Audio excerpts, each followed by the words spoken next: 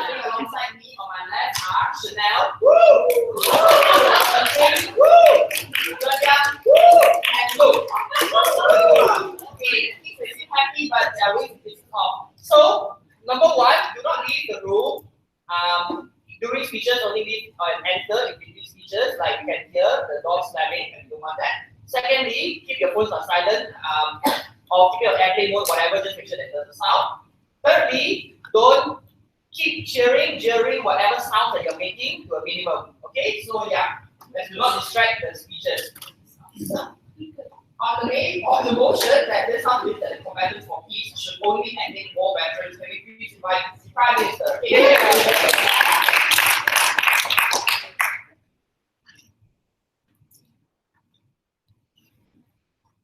The experience of being in a war is irreplaceable. The memory of you holding up a gun against another individual, making a choice to take his life, to change the lives of his family members, and to make decisions in war, affecting the lives of other individuals who live at home, knowing that their father or their brother or their neighbor will never come back home, is an experience which cannot be duplicated and cannot be exchanged for something else. This individual valuable experience is an important feature, an element of the advocacy that we need to stand for and protect within combatants of peace. And this element has to be preserved in our way of fighting for a non-violent method of solving the Israel-Palestinian conflict. There are two metrics that has to be set in order to value a certain method of advocacy.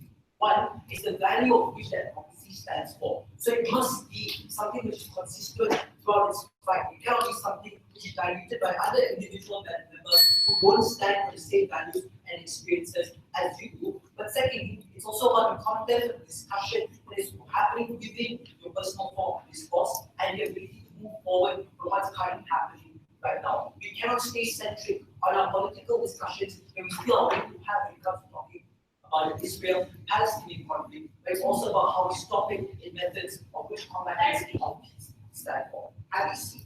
First, two things in my speech. Firstly, what will the content of discussions be about when it comes to other individuals entering a certain form of movement? But secondly, what's the best form of advocacy and whether we should prioritize just getting as many numbers as possible during the fight, because we don't think that is the best form of measuring a certain fight. Firstly, what is the content of what will the content of discussions be about? In order to understand this argument, we have to know what combatants of peace is about. It's about having a safe space to discuss your experiences within war, to share with others firsthand what it was like to take a life of an individual. You have seen another person die to change the lives of other individuals back home. These kinds of experiences are only exclusive to individuals who are involved in war. That is why war veterans are the main component of this movement. They made decisions within this battle. They took lives, they heard, and they watched other people hurt in their place as well. What does this mean?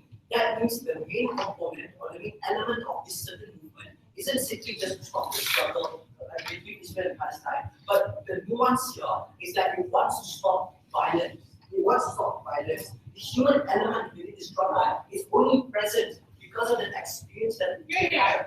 The experience that individuals have within a certain war. This element is what's natural to it because they know the cost of dying and they've experienced war firsthand. Have we seen what is going to change? We think that other individuals who come into the war, who come into like this movement, they consist of a few types of individuals. One, but the consistency is this, that they are beholden to certain other external factors. So that means they are more beholden to political views. They believe in their nationality, and on face value, they believe that maybe the reason why we should stop the war is because of land, and that's the main component of the war, the main component of the conflict, of which they believe in. What does this mean? Because the purpose of them advocating isn't mainly to stop violence, but it's really motivated by factors which aren't essential to the movement in the first place. They just want to stop their struggle because they want their land, or they want this issue of land to be gone, and they don't want to face it over and over again. This is exclusive to the inherent nature of what a combatants of peace is supposed to be.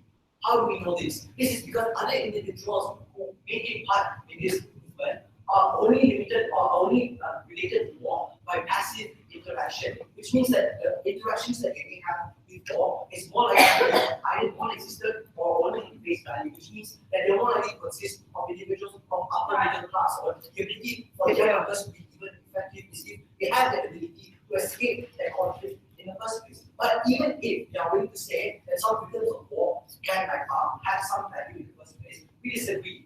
Because being victims of war is different than being an actual perpetrator of war. The ability for the power of the advocacy of a perpetrator of war to come up to you and tell you that I know firsthand what I've done. I've seen the pain that I've caused in other people's lives. That is a different form of advocacy that we must value in today's debate. What happens then? How do you see after this issue? That means that the discussions and the communication that will happen within this movement is more likely to become political than humanitarian. The original cause of it being non-violent will be drowned out by the politicization is more likely to happen by individuals who are beholden to their nationality and beholden to the one of land and the identity that is still holds inherent within their being and they see.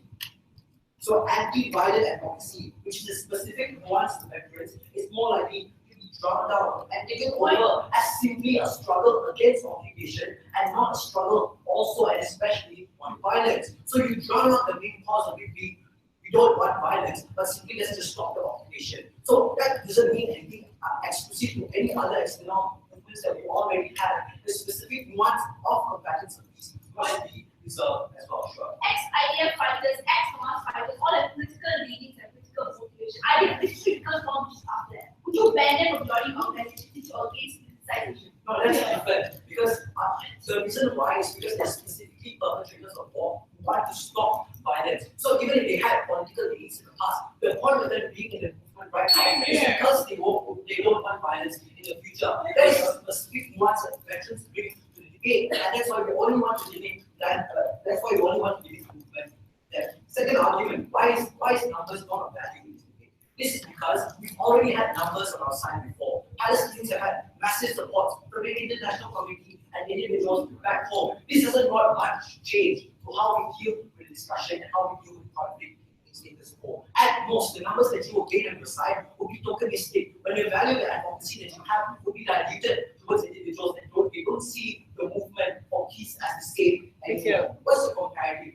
The comparative is the nature of our advocacy, which is that we know what it's like. We have suffered that pain. We have perpetrated war in the past. We have killed individuals. We stole homes. We made sure you had shit lives in your life with your family. We made that generational. That kind of advocacy is something which is inherent and we need to preserve. That strength of the advocacy must be there. We cannot take it out the natural empathy that we may have in our form of movement, and that's what we have to preserve.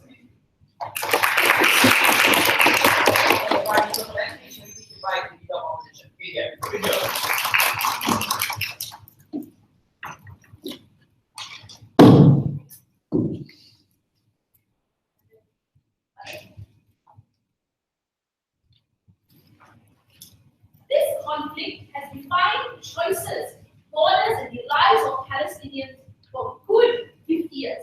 If you exclude civilians from this movement is destined to fail and civilians and the economy worse off. The position of the opposition is that we are more than happy for both veterans and civilians in this movement. We will increase the capacity of this movement. We're more than happy to accept their financial support. We will give veterans their platform when we say civilians ought not to be excluded. I will do two things by speech. First, that if you exclude civilians, this movement will be more likely to fail, associated with violence, and therefore you lose the traction. And second, if you exclude civilians, you will literally give civilians no reason to support violence. Before I support peace. But before that, 2 points in rebuttal.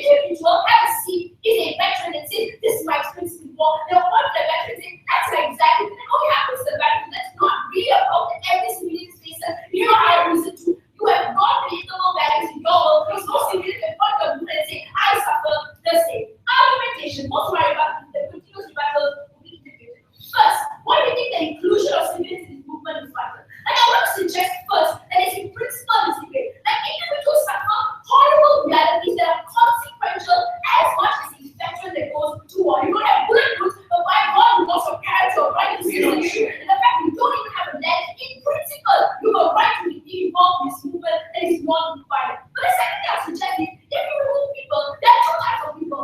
One, the individuals who are empathetical, and two, the individuals with high amounts of passion that you exclude. First, the individuals who are empathetical. The reason why they're empathetical is because often violence doesn't really frustrate them. It is cyclical violence and result of extreme parties like how Fatah and Hamas coalition government is breaking down.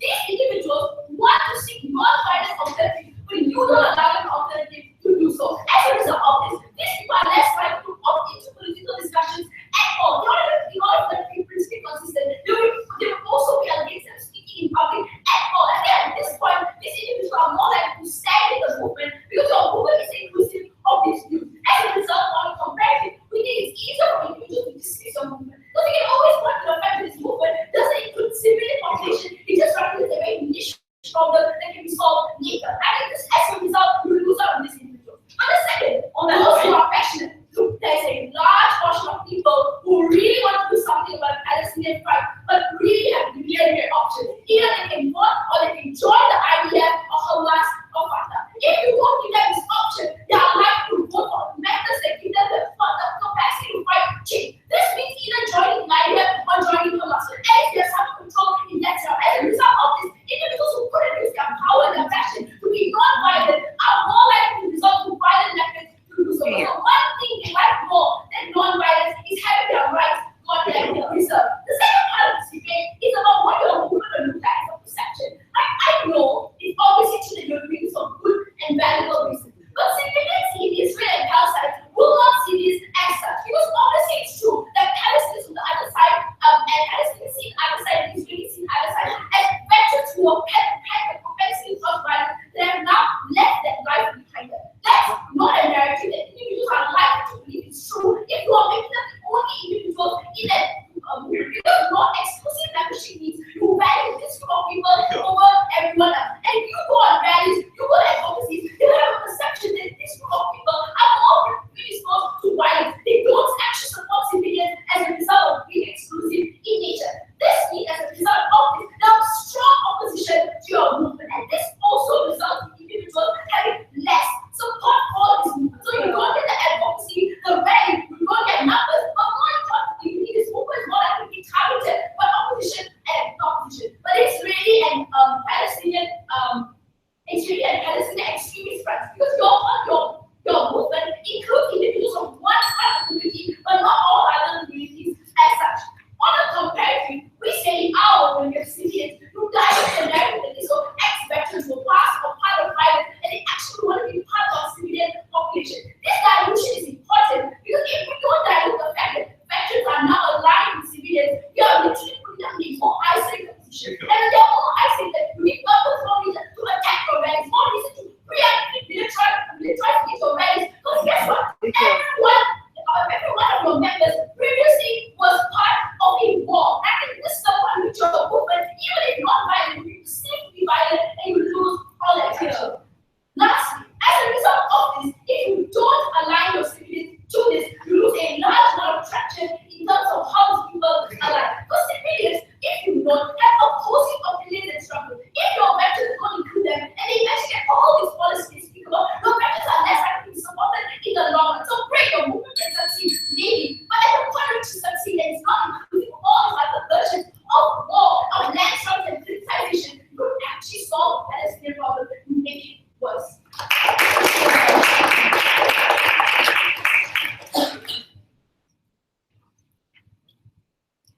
Thank the leader of opposition for that speech. May we please invite the Deputy Prime Minister. Here.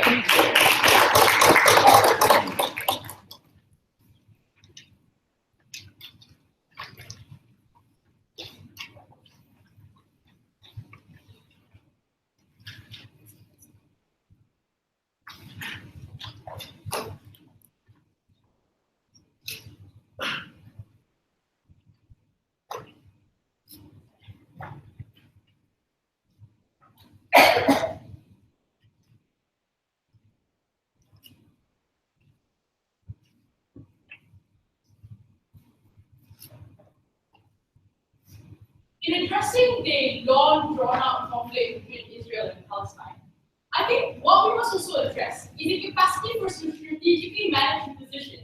An advocacy group that is able to utilize a unique language that's unlike any other in the individual space in status quo. I think it's important to note that the purpose that combatants for peace organized and built themselves 10 years ago is to allow for them to acknowledge the shared experiences of us holding up arms and putting down those arms, an experience that any other individual can't really do. So I think and I understand and I appreciate and I feel for the people who are oppressed in Israel and Palestine, but we think that it is also in a world where we acknowledge the capacity that of the individuals who committed this oppression, who perpetrated this violence, and the capacity to advocate against that violence, and where we shouldn't allow for the introduction of individuals who can dilute the message, right? And I think that in a world where you have a social movement or an advocacy that's able to effectively deliver its message by virtue of having individual unique lived experiences and having an ally that either doesn't have the capacity to have the proper use of language or the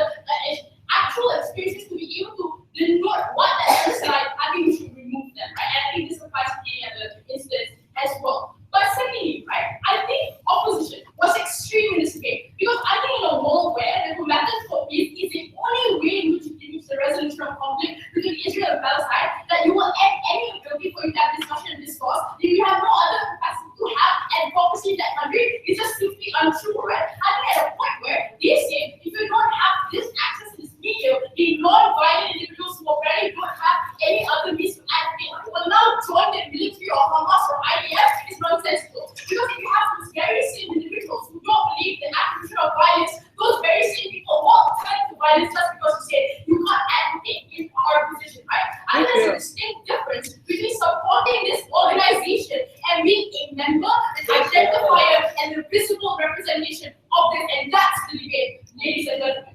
But secondly, they say, well, right now you're going to face very strong opposition because you're going to be targeted. Because apparently this new organization is the only avenue. But it's been around for what, 10 years now? It hasn't been strongly targeted. It hasn't been opposed. The capacity for them to include newer members just because people may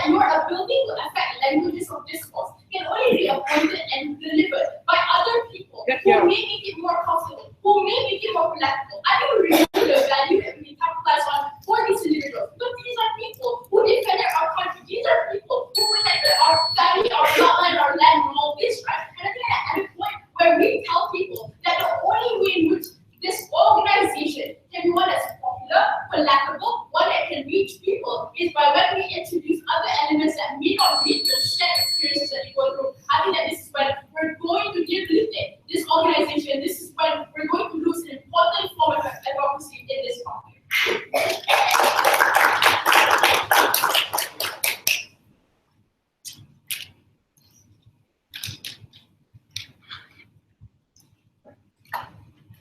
I thank the Deputy Prime Minister for that speech and please invite the Deputy Leader of the Opposition. Premier.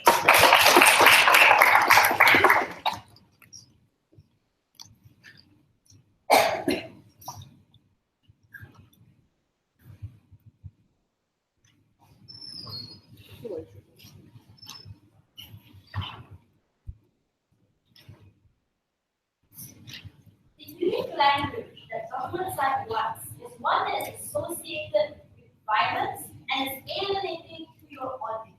The question that we pose them is that if you want to send a message as widespread as possible, who are you talking to? We're literally excluding the people that you want to convince. We don't think that the policy is one that's helpful to and in the best interest of the student. I'll give several things. First of all, I'll give some and the flash of the addition of civilians to the discussions, as well as the flash of the conceptions of these. The first thing I'll do is deal with the emotions, right? First, she says that these people can go to other groups or just talk about it outside of this group. The first thing we'll say is that if they're talking outside of this group, and you say it's harmful to have them talking about things that they don't understand or that they don't have experiences of, that is your harmful dilution also happen, except that you cannot correct them because they are not in your group, you're not to other civilians, and these are the civilians who have more ability to convince other civilians, and other groups we don't think are supposed to be successful in their discussion. The second thing we can say is that if there is a big pool of people who have a principle of non-violence, you splinter that group and you are unable to allow them to coalesce together and discuss together. There's a harm on their side, there's a harm on their side. But there's nothing that these other groups are less funded, that is smaller, and aren't as strong, and this particular group that we believe has the best interest for them is the closest to coming to a solution, right? This means that there are many small groups that all of them less close to the solution or non-violence. You prefer one group that allows everyone of the same principle to advocate for this. Let's deal with the clash of, like it's not good for them to allow people everywhere else. In one case. The second thing is that the addition of civilians to the discussion is one that's critical, right? So this argument about having a safe space, let's really deal with that, right? We think that if it is about a safe space and you want to chamber within that message, go to a therapy group, right? We think if you are trying to advocate for a message to be spread out, this means that you must actively step out of that safe space, right? You must actively create a condition where people of different abilities discuss and different experiences can discuss together. So you're not convincing yourself, you're convincing other people. That's important to break that condition. The second thing is that the second thing is about this idea of political leadings. The justification that they explain for why civilians cannot be added to this discussion was that these civilians are political leadings, and they said, as we try to misrepresent us, right? Isn't that essentially these people will be extreme? We explained that there was this delineation between the two groups. First, there's people who genuinely believe in non-violence more than anything else. These are people who will feel this that they are represented in the spectrum of movements. Therefore, they want that more likely to not do anything. This is the thing that Jay responded to. But Jay didn't respond to these people who want to involvement more than the message of non-violence. They want to be part of this part of the political spectrum, but they don't see anything in between. Therefore, they'll either be pushed to one side or another. So they say political leading is harm, meaning that pushing them to those political leadings is even more harmful than the other. They'll find a way to channel this whatever aggression and passion that they have. Meaning that at least if they channel that passion within our movement, that's better on our side. But the last thing to say is that this whole misconception, right? They say IDF militants or ex-military combatants already used to have political meanings. The response that came from the Speaker Reforming was the idea that they changed their meanings because they put down arms. Okay, sure, if you accept that they changed their meanings, then why are you saying that civilians can't change their meanings? You saying that literally means that you're assuming failure on your side to change anyone on your through your message. We don't think it's helpful that they exclude civilians from this discussion when they only accept IDF members, right? We think that you essentially dilute so we think that we can essentially dilute the association of violence with this movement, but through outside a lot better. The last response I have to the Speaker Reform is the idea about how numbers don't matter. Dude, it's in fact that numbers are the most effective thing for political mass. So things like the Jewish diaspora, the active voting law, the IPAC, these are active voting laws that can be created that change policy, right? Do you think that a lot of politicians wouldn't care if the big voting law didn't was actively against them? Obviously, this means that more numbers is stronger, even if even if they say that numbers are important right now, still that having more numbers is always a good thing. It's not hard on our side. But the last thing I would say, the last thing I would say is flag about perception. So the debate isn't about whether civilians should have the discussion or not, but who is advocating and spearheading the discussion. Yeah. Realizing that your analysis of how individuals will treat it as a niche problem, why should they be the ones who advocate? Yeah. Okay. So we are saying that who is added into this discussion to create the best form of discussion, right? You are saying that adding these people to spearhead or whatever that will make discussions worse. We are saying it makes it better. Why does it make it better? Because the perceptions of people on the ground is that if you used to take up arms, there's already a distrust of this movement because it's only ex-combatants. Therefore, if you add civilians into the fray, it means that sense of concentration of potential of violence is now diluted. This means discussions are better on our side, and literally there's more people talking about it. In your world, only ex-combatants will talk about it. No one can relate to that, to those everyday experiences, and therefore they will feel excluded. We think the principle that they didn't deal with was the idea that because in every level of society, the very construction of Israelite and Palestinian is impacted by this war and impacted by these kinds of conflict. This means that you actually have a right to speak about it, even if there are nuances to each person's experiences. It still means that you have some form of experience and your identity was still somewhat constructed by this war. You still have a right to speak in it and speak together with these people, right? We don't think that we think that essentially in the perceptions and views of others, there's a deep distrust against one another, right? It's an assumption that the other person is more violent than you, and therefore you immediately antagonize, Yes, has this kind of world where they try to send a message of inclusion literally by excluding more and more people that are victimized by the state.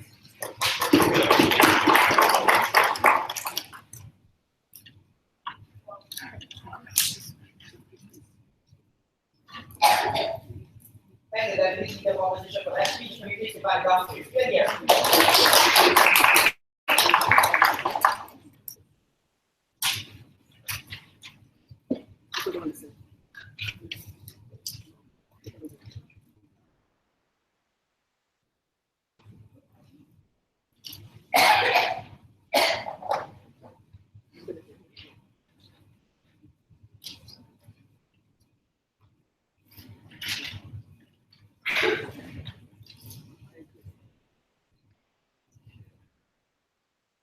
For far too long, we have not been able to solve this problem because of the biggest issue at hand. That individuals are unable to look past the identity that divides them and deal with the problem at hand. The hostility, the violence, and the inability for individuals to reconcile peace and their identity. So I'm going to do something I don't usually do.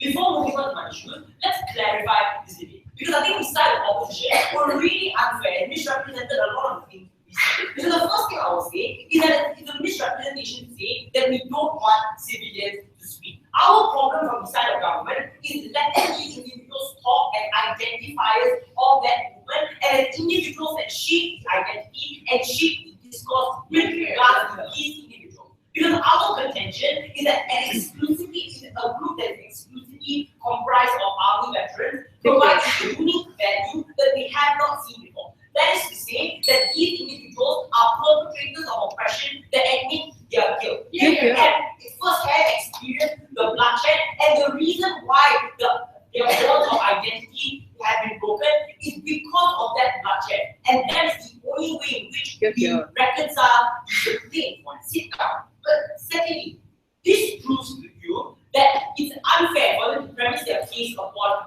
us excluding people from the discussion. So we already told you from the prime minister, sit down. We are okay with them forming their own group and so on. We're just not okay with them diluting the values that we stand for as combatants for.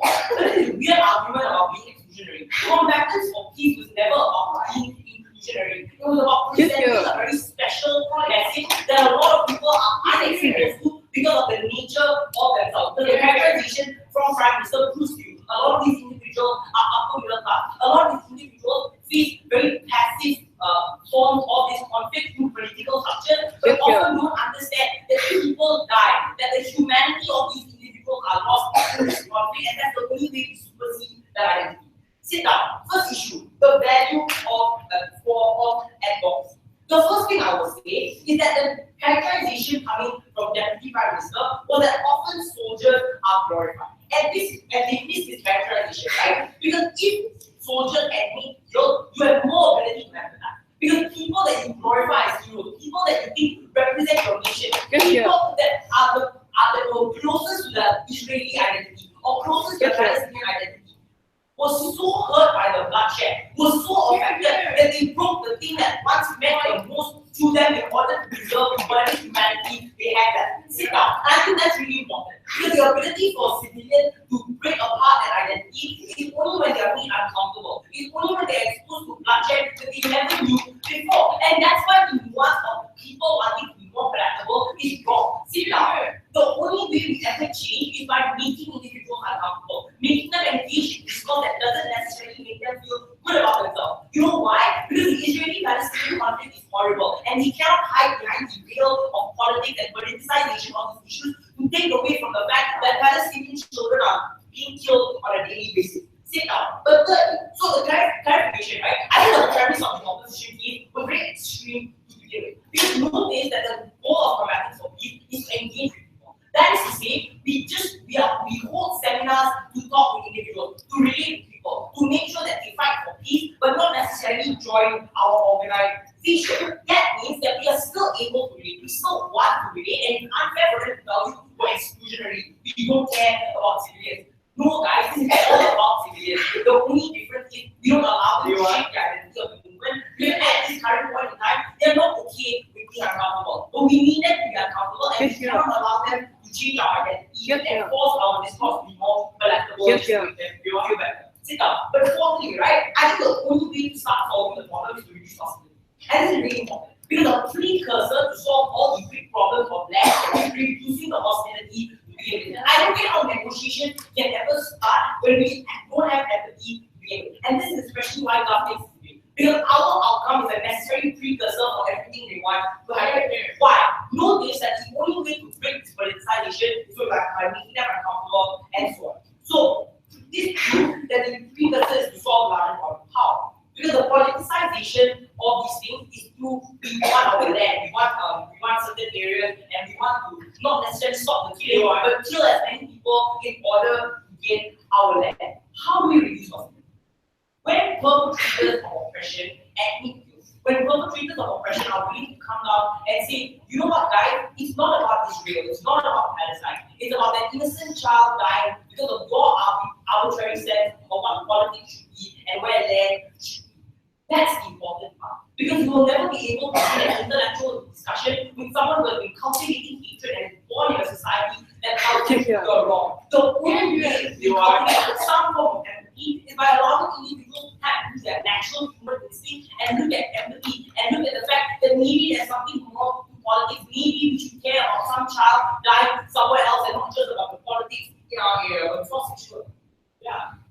So why are the stories of victims unpalatable to the stories of fighters in war? Oh, the stories of fighters are unpalatable to the story, are unpalatable to civilians. And we need to be unpalatable because we need to make individuals uncomfortable because that's the only way we can have. We need to make them uncomfortable to trigger a response, to make them feel guilty of the horrible things they are complicit. Yeah, I'm tired of making people feel better. I think for once they should acknowledge their guilt. And the only way they will feel comfortable in acknowledging their guilt is when their heroes admit that they are guilty, when the perpetrators of that oppression admit they are guilty. What's our worst case scenario? Our worst, okay, firstly, the more numbers they will be really down, right? Because the characterization from God tells you that more numbers dilute our identity. So insofar as they don't prove that our identity is less important than more numbers in the world. What's our worst case scenario? That we have worse adults. I don't care. Why? Because I think that the more important thing is to allow veterans to engage in a space that is safe for them, to get rid of the trauma, to get rid of the bloodshed. If anything, we slowly break the bond between, slowly break the bond of identity, or better evil break the bond of identity between these soldiers when they converse with each other and when they reaffirm to each other the fact that peace is the solution. What does it mean? This means we get a small set of society that believes that the only solution and the purest solution is one of peace. That is the way we engage. When you actually have a portion of society that is peace, the absolute answer, regardless of the territory that is distributed, I've never been prouder to stand with us.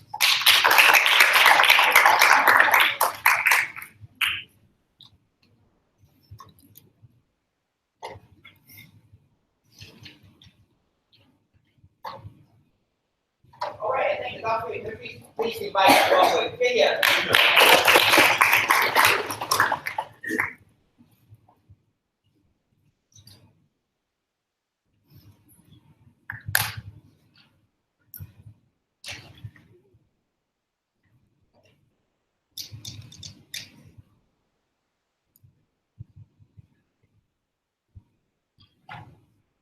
Maybe it's our previous identity that has separated us, that have caused us to fight over land, that have dismissed humanity and ignored life. Maybe it is time we ignore those identities and move into forming ideologies that is sustainable and more peaceful. This side of the house will lose this debate for two reasons. This side of the house chooses to still hold on to the exclusive identity and still assume that this non-fight, violent fight needs to be one that is standing. Because when I ask why the stories of individuals who are dying on the ground have no place in comparison to the stories of fighters on the ground, they choose to ignore them. And this is precisely the type of value judgment that will fractionalize this individual. I will take the word from the outward that you can go and form a different group and fight from that point. Is the reason why the Palestinians and the Israelis will not only be binary, or be continuously refactionalized, right? So this debate is extremely problematic because they assume the most elite and the fighters who have an obligation to non-violence but still want to do nothing about it, right? And I think before I move on to retreat this debate, I'll let this deal with the speaker before me. There was one argument that was pretty interesting. It's about making people uncomfortable. He somehow asserted that making people uncomfortable is a good thing, without explaining why relatable stories that would add more comprehensive natures to convincing the fence-sitters, is not good. Say. The second thing is that they asserted as uncomfortability because at no point in their speech they were able to explain why individuals who are uncomfortable more likely to join your cause, more likely to support your cause, and more likely to buy your idea of peace. In fact, I would argue the obvious argument is uncomfortability means that people will disagree, people will likely to criticize you, people are more likely not to support you. Why uncomfortability is such a pervasive authority, I don't know. Now let's move on to the actual, to the rest of the debate. The first issue I have is, do we improve the language of advocacy? Like the biggest argument that came up from them was that war veterans have fought in war, therefore anti-violent narrative is only powerful when they say it.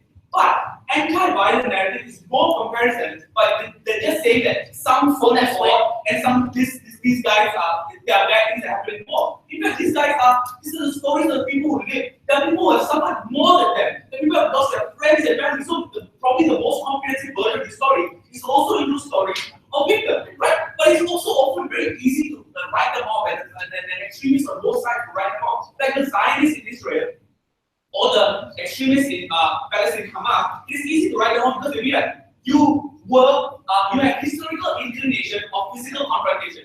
Not only that, at this point, we have merged societies together and allowed the societies to form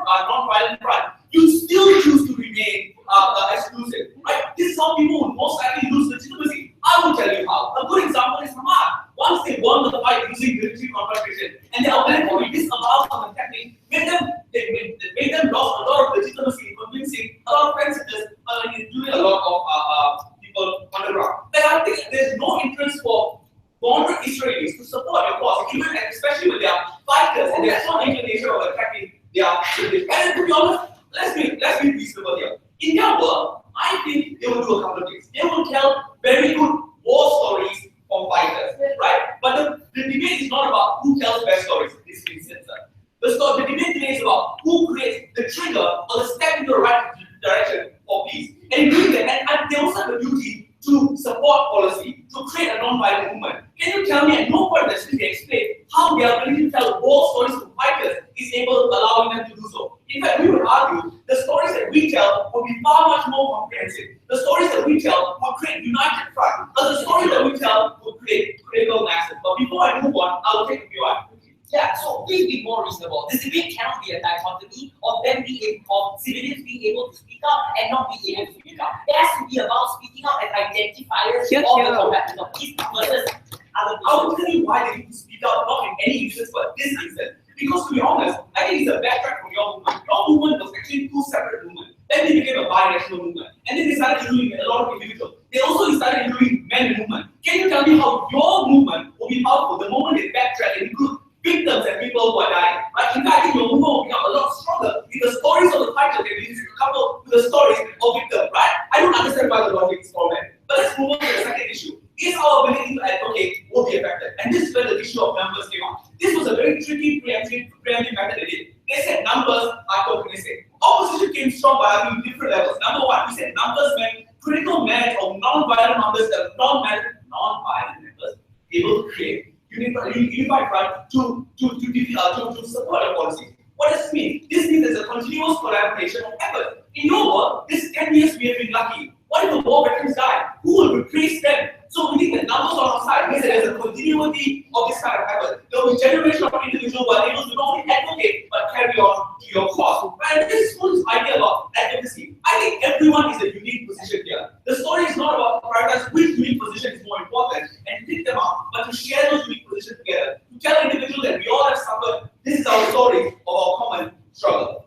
Ladies and gentlemen, if these individuals are in a position to represent, we argue they need to be more inclusive so that they can represent the struggle better. The reason for this is that this is the only point at which Israel and Palestine have actually collaborated. That's why this point needs to be the most inclusive and the most collaborative. Because nowhere else, the harm is multiple. And this is where I move on to what happens to individuals as a result of this policy. Like the non-violent Israeli for individuals who want to opt into non-violent mechanism, they literally have no mechanism. It is the Hamas, the corrupt Fatah government, or joining supporting the Zionist parties will be right, because that's how the Hamas have been attacking with Intifada rockets. For this individual, they either join Hamas or they leave this country. There is no mechanism or institution to represent their interests. This is the only opportunity or the beacon of hope where you can pick them in and they will make sure they will join their fight. Ladies and gentlemen, this debate is not about sitting down and listening to struggle. This debate is about creating a united front.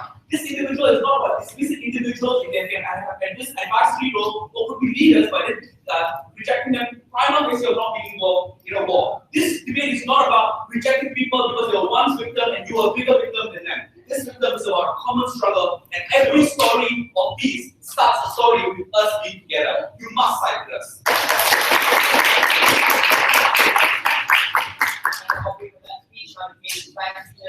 First have been occupied. The first thing I'm going to do in my reply is talk about which version of voice is preferable. Because obviously we agree that there may be civilians that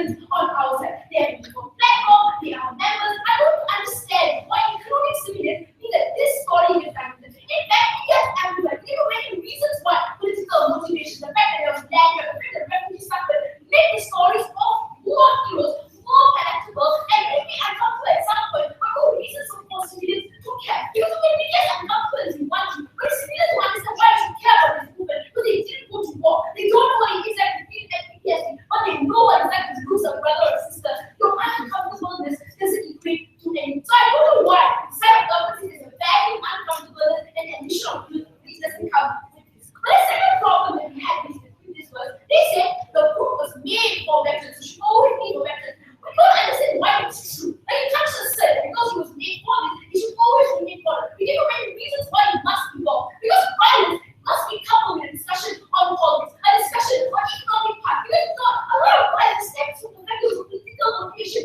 Anyway, so if you're not political, idea violence, that's the private position in one that you don't get actual meaningful advocacy on the side of opposition. So in terms of the value advocacy, they either get half the story, a bad version of the story, or no one actually believes your version because it's so unpalatable. But the second is people's involvement. They say you are extreme. When people join a market, don't like mine. You don't even nuance, right? There are two types of people who didn't engage with.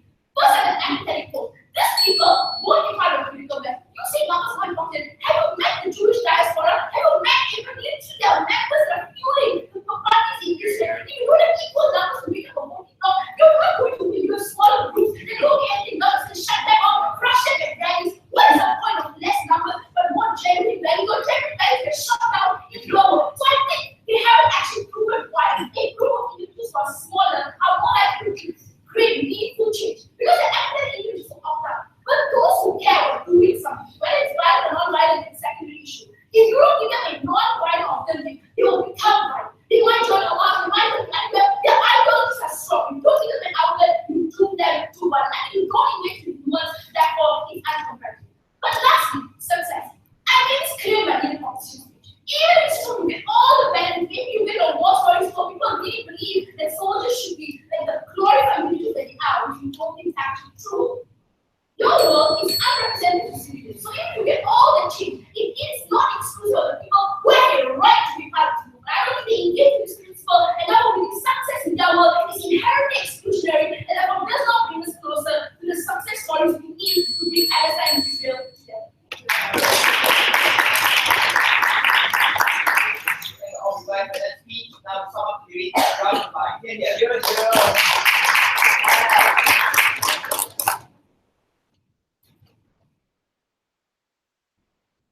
I know you know opposition lost its way when they respond to our opposition with our case in the best case scenario of our world was, well, veterans will die. What happens then? And you know opposition lost its way when opposition replied, they say, well, we have the principle justification that overwhelmingly wins this debate. And I think that in an ideal world, in a debate bubble, yes, principle will always win. But we're talking about real world individuals that have consequences in the language of discourse that they operate into. Because the people that opposition wants to come be a spokesperson of the CPF are your COT from Tel Aviv at Wolf, or the lawyers from Palestine who get to work in capital Israel. People who were never challenged in the positions of politics and identity because they were never made to feel the brokenness of losing your identity because you could see the oppression and the violence leading to it. And I think that, as I told you, sometimes the most moderate individuals can even still make the argument that in some scenarios we can use violence. In some scenarios we can kill people. But that's not what the CPF wants, right? Because you see, in no instance should we ever use violence. But virtue of us experiencing the act of perpetrating that violence, right? What is the lens in which we view the CPF? My family went with okay. When they say that victims talking and victims telling their stories makes for a comprehensive discourse, and I agree, and I can see that the stories of their oppression was important. But the contention from government from the start is that we often never view the other side of the conflict and what that means to capitalize on the violence that exists, right? Often we listen to people who have to stand on the barrel of a gun, but never acknowledging the atrocious acts that were committed by the people who helped be triggered to that gun. The people who acknowledge violence that was perpetrated and decisions that were made by me was something that I regret, and something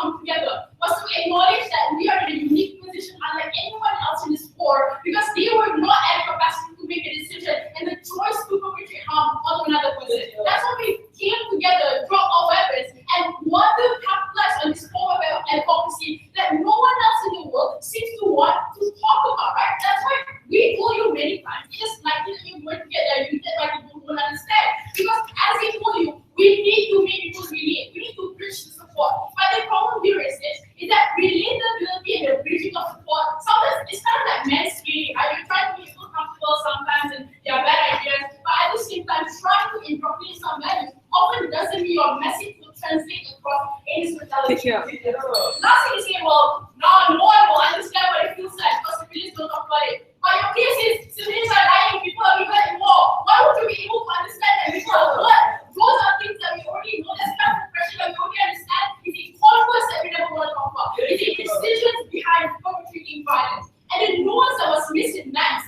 was that the idealization that we often attribute to soldiers and war veterans is unlike any other. We place them on a pedestal and say that you are our heroes. You are the reason why our country moves forward. You are the reason why I sleep good at night. But when you're soldiers, they're people that you allow to stand on the pedestal, chose to step down or break that pedestal and say we were wrong, we were guilty. People like no, not acting and then coming forward and saying yes, I wasn't the idea that it was bad. Are all powerful influences. And I think that a lot of the times people in society don't want to talk about guilt. They don't want to talk about the guilt that's associated with violence. All they ever want to talk about is people dying and numbers that are rising without understanding a comprehensive and holistic position behind it.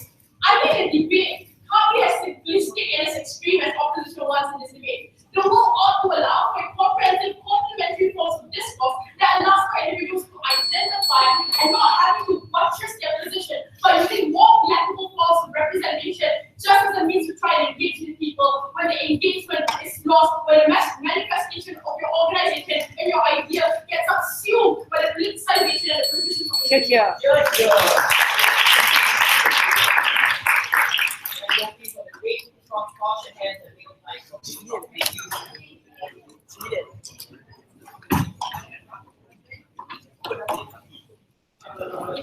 Thank you.